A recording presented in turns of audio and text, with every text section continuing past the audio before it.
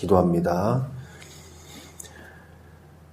하나님 아버지, 예수님의 생명을 우리에게 주셔서 우리의 배로부터 생수의 강이 넘쳐 흐르게 하시니 감사합니다.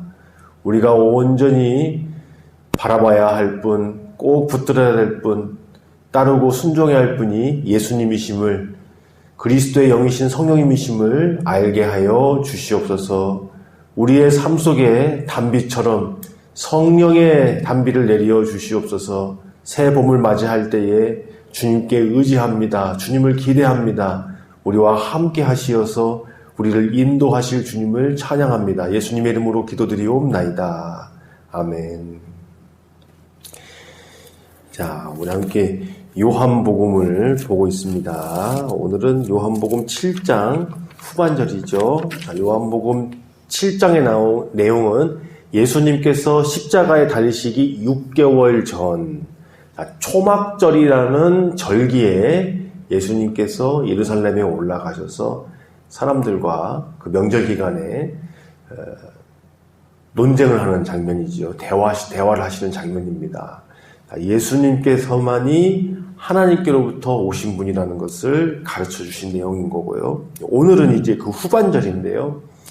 이 초막절이라는 명절이 7일간 이루어지는데 그 7일 동안 여러 가지 이제 세레모니가 있는데요. 그 중에 핵심적인 게 뭐냐면 실로암 연못에서 물을 길러다가 성전 제단에 붓는 거예요.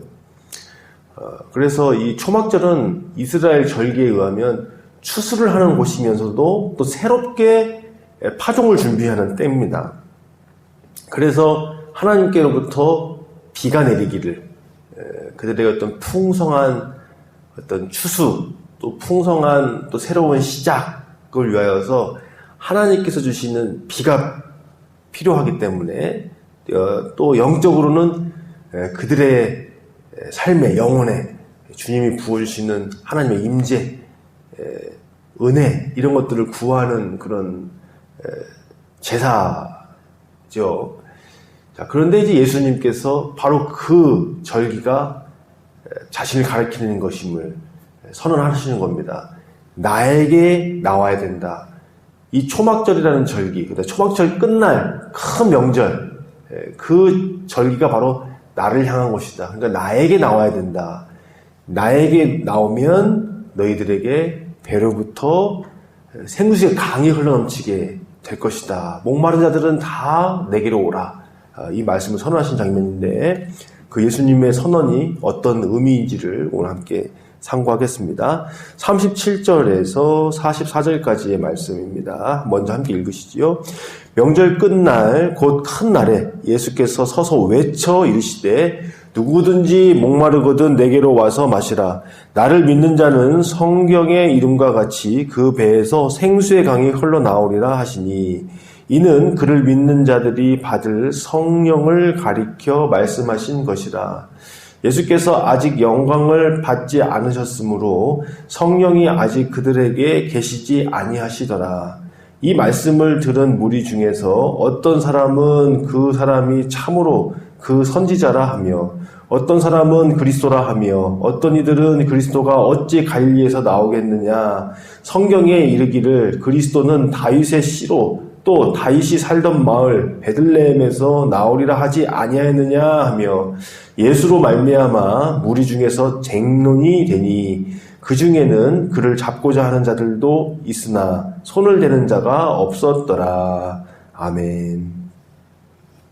자, 예수님께서 이 초막절이 끝난 이 8일째 날 서서 크게 외치셨습니다. 목마른 자들은 다 내게로 누구든지 나오라. 나를 믿는 자는, 예수님을 믿는 자는 성경의 이름같이, 성경의 이름같이라는 얘기는 구약 성경에 쓰여 있는 대로, 구약 성경에서 예언한 대로 그 배에서 생수의 강이 흘러나오리라 하시니 이는 그를 믿는 자들이 받을 성령을 가리켜 하신 말씀이라 그랬어요. 자, 예수님을 믿는 자들은 성령을 받아서 받게 될 것인데 그것은 구약 성경에 기록된 대로 이루어지는 것이다 라고 했어요. 자, 그러면 구약 성경의 어떤 내용들을 떠올려 봐야 될까요? 첫 번째는 에덴 동산에서 동산 중앙에서 흘러나오는 물들이 동산 중앙에서 에덴 동산 중앙에서 나오는 그 강들이 있잖아요. 그것이 에덴 동산을 다 적시면서 생명을 풍성하게 하잖아요. 네. 그래서 그것을 첫 번째 의미할 수 있고요. 자, 두 번째는 성경의 여러 어떤 선지서들, 예언서에서 강에 대한 이미지들이 있습니다.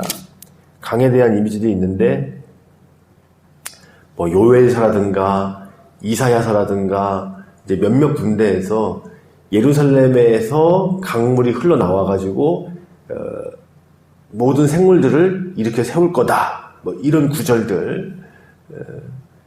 그래서 이 강이라는 이미지는 예루살렘에서 흘러나와가지고 이스라엘을 혹은 세상을 적시고 살리는 그런 이미지를 가지고 있거든요. 그래서 그 성경의 이름과 같이 너희들의 배에서 생수의 강이 흘러나올 것이다. 이렇게 말씀하신 거예요. 자, 여기서 또 하나 중요한 게 어디에서 생수의 강이 흘러나오냐면 우리들의 배에서 나온다고 그랬어요. 우리의 배에서. 자, 이 배라는 거는 뭐냐면 우리식으로 얘기하면은 가슴. 우리 정서로는 가슴이잖아요. 마음. 그러잖아요. 어떤 부족은 목이라고 그러죠. 목. 어떤 그 부족들은 심장이 목에 있다. 마음이 목에 있다. 영혼이 목에 있다. 그렇게 생각하는 부족도 있어요. 그런 것처럼 배라는 것은 우리의 영혼이 있는 곳, 우리의 뭐 어떤 감정이 있는 곳. 그렇죠? 그래서 우리도 이제 그런 거 있죠. 감정이 상하면 가슴이 아프다고도 하지만 정말 배가 아프다. 그런 말도 하잖아요. 실제로 배가 아프다. 그런 표현을 하듯이 그거라고 보시면 뭐 무방합니다. 그런데 이 사람의 배라는 것은 어떻게 보면은 이 감정이 있는 곳이면서도 또 욕망이 있는 곳이잖아요. 좀 부정적인 의미를 가지고 있는 거잖아요. 그래서 이런 표현도 하죠. 이 더러운 이익을 취한다 할 때 자신의 배를 위하여 하는 사람이다. 이런 말이죠. 자신의 배를 위하여. 물론 이제 먹고 배부른 배를 이야기도 하지만 자신의 어떤 욕망을 채우는 데 있어서 배.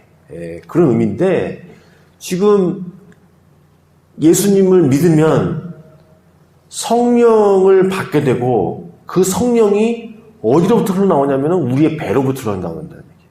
그러니까 배라는 것은 우리의 감정이 있고 우리의 욕망이 이렇게 가득 찬 곳인데 그곳이 성령으로 가득 차서 흘러나오는 것이 우리의 어떤 욕심, 시기, 질투, 음란, 죄악 이런 것이 막 나오는 것이 아니라 성령이 강물처럼 흘러나오게 될 거라는 거예요. 놀라운 복음이죠. 우리 사람의 죄라는 것이 우리도 그렇게 하고 싶진 않지만 물론 이제 때로는 죄를 사랑하고 그렇게 원하기도 하지만 어쨌든 우리 안에 있는 그 근원적인 죄, 교만하고 다른 사람을 시기하고 질투하고 또 내 자신도 어쩔 수 없는 절망과 어려움 속에서 자책하고 그런 어떤 인간의 그런 모습들, 내 감정을 추스를 수가 없고 이런 것들이 우리 어떤 배에서 나오는 인간의 죄악들이라면 우리가 예수님을 믿으면 성령께서 함께 하셔서 우리 안에서 기쁨과 즐거움과 소망과 착한 생각들과 이런 것들이 흘러넘치게 될 거라는 거예요. 그래서 예수님께서 이 선언을 하셨는데 이제 무리들 중에 쟁론이 일어났어요. 이제 사람이 또 갈리는 거예요. 어떤 사람은 이 사람이 선지자시다. 어떤 사람은 그리스도시다. 또 어떤 사람은 어떻게 그리스도일 수가 있냐? 너희들 성경 안 배웠느냐? 진짜 그리스도는 베들레헴에서 태어난다고 했는데 저 사람 갈릴 사람 아니냐?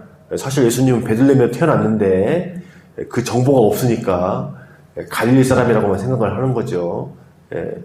그러니까 뭐 이런 식으로 다들 각자 예수님에 대한 판단이 다르니까 쟁론이 일어났다는 거예요. 그런데 여기 보면 어떤 사람이 껴있었냐면, 우리가 어제 새벽에 살펴보았지만 대제사장들과 종교인들이 예수님 잡아오라고 보낸 사람들이 있어요.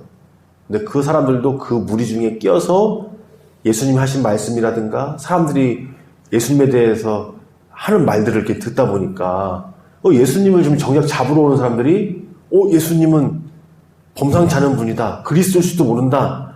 이렇게 마음이 움직인 거예요. 자, 그리고 이제 오늘 45절에서 53절까지 말씀은 보충만 좀 하도록 하겠습니다.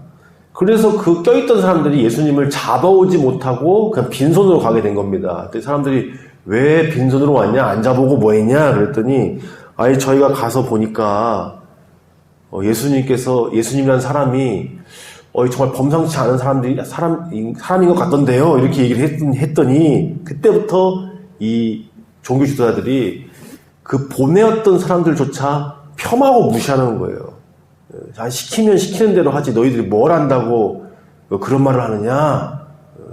여기 당국자들과 높은 사람들이 예수가 아니라고 그러면 아닌 거지 뭐 이런 식으로 이제 그 사람을 다그치는 내용들이 있는 겁니다. 그랬을 때 니고데모가 여기 또 다시 등장을 하는 거예요. 니고데모. 예수님께 찾아가가지고 사람의 거듭남에 대해서 들었던 그 니고데모가 이 이야기를 보더니 이야기하는 겁니다. 아니, 우리의 율법이라는 것이 다른 사람의 이야기를 들어보지도 않고 또 그를 객관적으로 따져보지도 않고 이렇게 폄하하고 고정관념을 가지고 하는 것이냐, 우리의 민낯이 이런 거냐 라는 이야기를 쓰여져 있습니다. 기록하고 있습니다. 그러니까 그 사람이 실제로 행한 것, 그 사람이 실제로 보여주는 모습으로 판단하지 않고 이렇게 고정관념을 가지고 반대를 위한 반대를 하고 하느냐. 그렇죠? 그러니까 어떻게 보면은 이 모습 자체가 사람들이 가지고 있는 그 잘못된 어떤 욕망, 사람의 배에서부터 나오는 게 뭔지 실제로는 그런 것들을 또 대비적으로 보여주는 장면이라고 할 수가 있겠죠. 근데 예수님께 나오면 예수님을 믿게 되면 우리 안에 진정으로 생수의 강이 흘러 넘쳐서 이것이 먼저 내가 성령으로 우리의 영혼이 바뀌고요. 이것이 또 흘러 넘쳐서 다른 사람들도 이렇게 살리게 되는. 그렇죠. 그런데 여기 이 종교 지도자들은 성전을 지키고 또 백성들을 살린다는 사람들이지만 도리어 지금 예수님도 못 만나게 하고 예수님을 폄하하고 다른 사람들을 죽이고 있는 일을 하고 있잖아요. 역설적으로. 자, 이렇게 우리 7장 후반절에서는 예수님이야말로 우리들의 영혼에 성령을 주셔서 그 배로부터 인간의 중심으로부터 생수의 강, 성령의 강이 흘러넘치게 하시는 분이시라는 것을 말씀하고 있습니다.